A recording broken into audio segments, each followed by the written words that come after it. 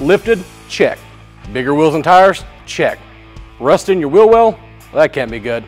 The Husky Liners wheel well liners will protect your truck and look good too.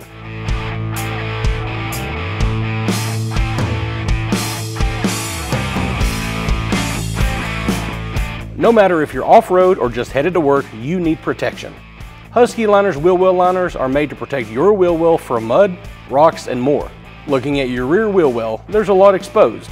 This area is more open to rust and buildup, and when that area gets road grime, salt, or damage, that can cause rust, and rust is the enemy.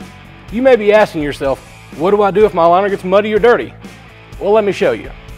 You just hose it down and move on. It's that easy. It's easy to clean and get back to looking awesome.